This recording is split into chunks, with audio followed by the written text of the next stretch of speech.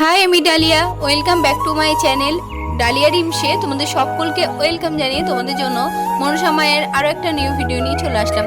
তোমরা সবাই কেমন আছো? আশা করছি তোমরা সবাই খুব ভালো আছো। মনসা মায়ের ভিডিও তোমাদের সাথে শেয়ার করব। তোমরা তো এই ভিডিও দেখতে প্রচণ্ড পছন্দ করো, আমারও খুব ভালো লাগে মায়ের ভিডিও তোমাদের সাথে শেয়ার করতে পেরে। গতকাল ছিল আমাদের বাড়িতে মনসা গাছ বসানো ছিল, মনসা গাছের পুজো হয়। তো আজকে হচ্ছে পঞ্চমী, আজকে বাড়িতে পুজো হয়েছে, মনসা পুজো।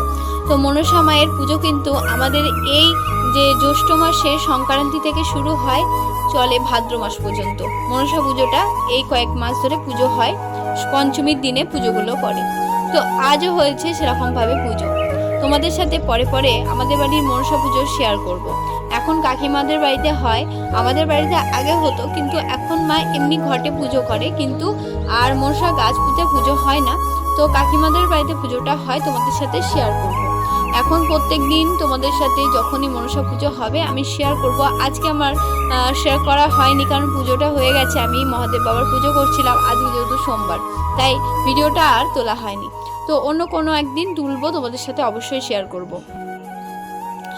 আর পঞ্চমীর দিনে কিন্তু মায়ের বিশেষ করে পুজো হয়, মন্দিরেও হয় এবং আমাদের বাড়িতেও মায়ের মন্দিরে পুজো হয়। মায়ের কাছে পুজো দেওয়া হয়, গাছ পোতা হয়। এই গাছ পোতার নিয়মটা কিন্তু বহু বছর ধরে হয়ে আসছে মায়ের এই মনসা পুজোর সময়। পঞ্চমীর দিনে প্রত্যেক পঞ্চমীতে এরকমভাবে পুজো হয়। মনসা মাকে কিন্তু সবাই ভক্তি করে এবং বিশ্বাস করে, পুজো করে। সকল জায়গায় একটাই নামে ডাকা হয়, মনসা মা হচ্ছে জাগ্রত কাঁচা দেবতা, জীবন্ত দেবতা। হ্যাঁ, জীবন্তই দেবতা। আমরা কিন্তু সকল দেবতাকে উপলব্ধি করতে পারলেও কিন্তু দেখতে পাই না, কিন্তু মনসা মাকে কিন্তু আমরা নিজের স্বচক্ষে দেখতে পাই। অনেক সময় আমাদের চোখের সামনে মনসা মাকে ধরা মনসা মা দেয়। তো সেজন্য আমরা মনসা মাকে প্রচণ্ডভাবে বিশ্বাস করি, ভক্তি করি। যেহেতু মা কাঁচা দেবতা, মাকে তো আমাদেরকে মানতেই হবে, বিশ্বাসও করতে হবে। তো আশেপাশে অনেক জায়গায় কিন্তু মায়ের দর্শন পাওয়া গেছে, মাকে আমরা দেখেছি। আমাদের বাড়ি থেকে অনেকটাই দূর একটা জায়গা আছে, সেখানে না মা মনসা এতটাই জাগ্রত। তোমাদেরকে সেই মন্দিরে আমি নিয়ে যাব। আমি খুব তাড়াতাড়ি সেই মন্দিরে যাব, তোমাদের সাথে সেই মন্দিরের সব কিছুটা দর্শন করাবো।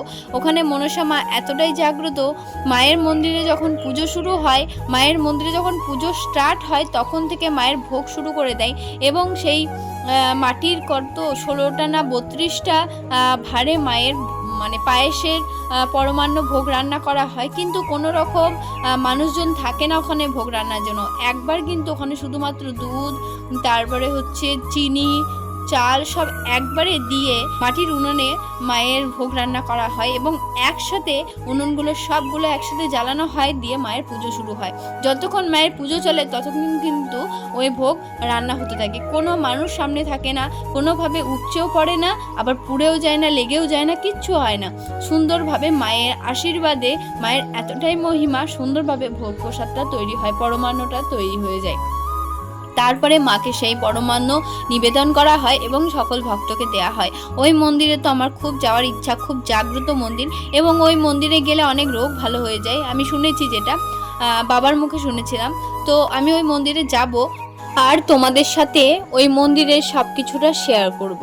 ওই মন্দিরটা গাছের একটা নিচে মায়ের মন্দিরটা প্রতিষ্ঠিত আছে।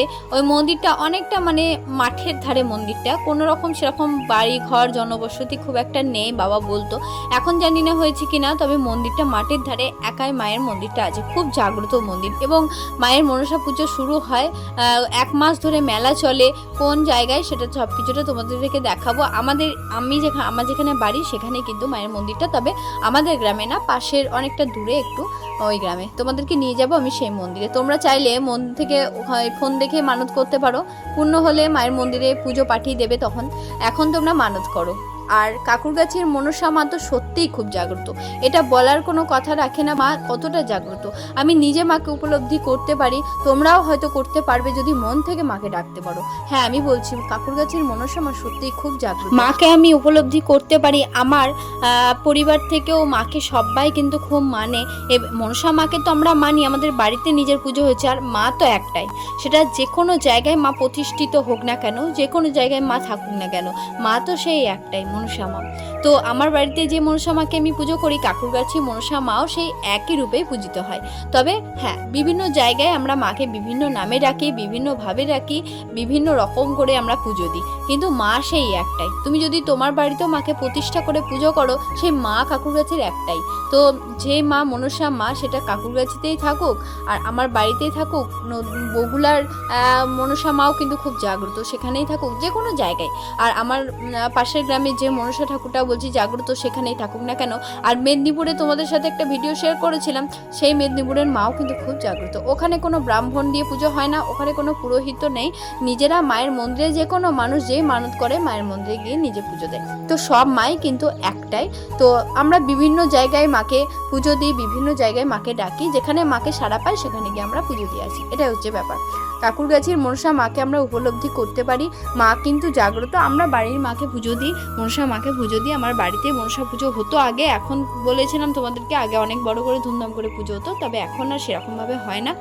আগে যখন আমাদের ঠাম্মারা বেজেছিল, আমি শুনেছি এটা, তখন সবাই আমাদের বাড়িতে যতজন আছে সবাই মিলে এক জায়গায় পুজো হতো। আর আমাদের বাড়িতে কিন্তু বিশাল বড় একটা মনসা গাছ ছিল, অনেক বড়। তো সেখানে কিন্তু মায়ের পুজো হতো, মনসা মায়ের পুজো হতো, সবাই মিলে একসাথে মিলিয়ে পুজো করতো, ভোগ রান্না করতো, এরকমটা হতো। তারপর তখন ঠাম্মারা চলে গেল, ঠাম্মারা আর নেই, তখন মারা সবাই আলাদা আলাদা করে ভাগাভাগি করে পুজো করতো। প্রতিদিনই মা নিত্য পুজো করে মনসা মায়ের। আর কাকিমার বাড়িতে এই জ্যৈষ্ঠ মাসের সংক্রান্তি থেকে পুজো শুরু হয়েছে, এখন এই চললো এখন তোমার ভাদ্র মাস পর্যন্ত এটা হয়। তো মনসা মাকে আমরা সত্যি মন থেকে বিশ্বাস করি। আর কাকুরগাছির মা তো সত্যি খুব জাগ্রত, মাকে আমার শতকোটি প্রণাম জানাই, তোমরাও মাকে শতকোটি প্রণাম জানাও। তো প্রত্যেকটা ভগবানকে আমরা উপলব্ধি করতে পারি না যারা মন থেকে ডাকতে পারি না, তবে মন থেকে ডাকতে পারে তোমরাও উপলব্ধি করতে পারবে। এই তো কিছুদিন আগে তোমাদেরকে একটা ছোট্ট একটা কথা বলি, আমার বাড়িতে কিভাবে আমার মা তো সব ঠাকুরকে, আমি যে ঠাকুরকে মাকে বলি মা এই ঠাকুরটা খুব জাগ্রত মা, তুমি মন থেকে ডেকো, আমার মা কিন্তু সেই ঠাকুরকে মন থেকে ডাকে। তো এরকমই একটা ঘটনা হয়েছে, আমার মারা একটা জায়গায় গেছিলো, তো সেখান থেকে না একটু একটু দূরে গেছিলো, তো সেখান থেকে ট্রেন পাচ্ছে না, ট্রেনের খুব প্রবলেম চলছে। তো ওখানে আমি বাড়ি থেকে মাকে তো ডাকছি, সব ঠাকুরকে ডাকছি, তো মনসা মাকেও ডাকছি। তো সেই সময় আমার মাও মানে মনসা মাকে ডেকেছে, তো যে মা আমাকে এই ট্রেনটা পাই দাও, তো আমার এই মানে সেই টাইমের মধ্যে ওই জায়গাটায় পৌঁছাতে হবে, তো না পৌঁছালে একটা কাজের জন্য, তো সেই টাইমের মধ্যে পৌঁছাতে হবে। তো মনসা আমাকে ডাকছে যে মা তুমি আমাকে পৌঁছে দাও, তো তোমাকে আমি তো এখন কাকুর কাছে আমি যেতে পারবো না, তো তোমাকে আমি বাড়িতে গিয়ে পুজো দেবো, এরকমভাবে মা বলে। তো তারপর কিন্তু সেই সময় মানে সেই টাইমে কিভাবে পৌঁছবে, কোনো ট্রেন নেই, জানি না সেই সময় কিভাবে একটা ট্রেনও পেয়ে গেল, যে ট্রেনটা ওই টাইমে যাওয়ার কথাই না, ওই প্ল্যাটফর্ম থেকে ছাড়ার কথাই না, অথচ ওই প্ল্যাটফর্ম থেকে ট্রেনটা ছেড়েছে। আমি শুনেই তো অবাক যে ট্রেনটা ছেড়েছে, মারা ঠিক টাইমে জায়গায় পৌঁছেও গেছে। সেই কাজটা খুব গুরুত্বপূর্ণ একটা কাজ ছিল, ওই টাইমের মধ্যে পৌঁছতেই হবে, না হলে কিন্তু কাজটা হবে না। তো সেইখানে কিন্তু মারা পৌঁছে গেছে, ঠিক টাইম মতো কাজ হয়েছে, আবার সুন্দরভাবে বাড়িও চলে এসেছে। তো সেই জন্য বলছি ঠাকুরকে কিন্তু খুব জাগ্রত মন থেকে যদি আমরা ডাকতে পারি মাকে, আর আমরা যদি উপলব্ধি করতে পারি মাকে, ঠিক আমাদের ডাকেও মা সাড়া দেবে। তো তোমাদেরকেও বলবো, যারা তোমরা আমাকে বলো না, অনেকে বলো আমরা তো এত ডাকি কই সাড়া তো পাই না, তোমরা ঠিক করে ডাকতেই তো পারো না, ঠিক করে ডাকো, দেখো ঠিক মা সাড়া দেবে। আজকের পর থেকে তোমরা মাকে মন থেকে ভক্তি ভরে ডাকো, সব সময় তোমরা ডাকো, সবসময় শুধু পেলেই যে ডাকবো আর না পেলে যে মাকে ভুলে যাব এরকমটা করো না, মাকে সব সময় তোমরা ডাকো, মায়ের চরণে তোমরা বসে থাকো। তোমরা আর তোমাদের বাড়িতে হয়তো মনসা মায়ের মানে এই পিকচারটা নেই, তোমরা বাঁধিয়ে নাও, তোমরা বাঁধিয়ে নাও, যদি সেটাও না করতে পারো তাহলে মায়ের নামে একটা ঘট পাতো, বাড়িতে পাতলেও পুজো করতে পারো, ঠাকুরকেই তো পুজো করছো, এখানে কোনো তো যে জেনে শুনে পুজো করতে হবে, কারোর কাছে মত নিয়ে পুজো করতে হবে এরকম তো না, তোমার মন যদি চায় তবেই কিন্তু।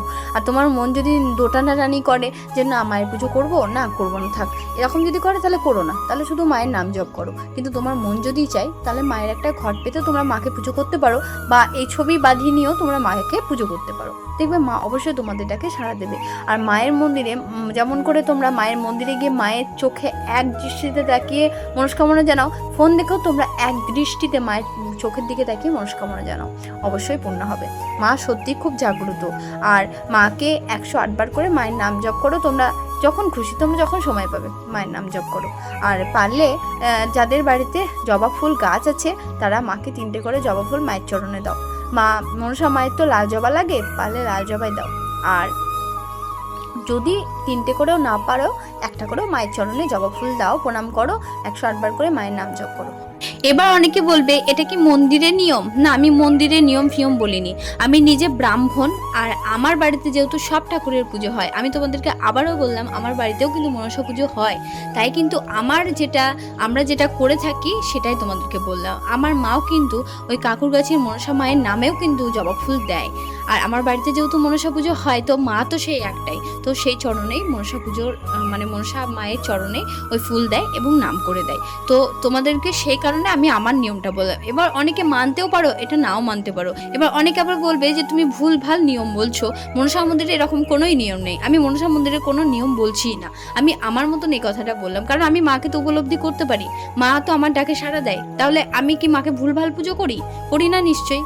তো সেই কারণে কিন্তু আমি আমার মতটা তোমাদের সাথে শেয়ার করলাম। এবার অনেকে মানতে পারো, অনেকে নাও মানতে পারো, অনেকে চাইলে করতে পারো তাদের যদি মন চায়, আবার অনেকে নাও পারো। আমি তোমাদের কাউকে জোর করছি না, তবে আমি এটা আমার বাড়ি থেকে এটা করে, আর আমি মনসা মাকে এরকমভাবেই ডাকি, তো এই জন্য তোমাদের সাথে শেয়ার করলাম।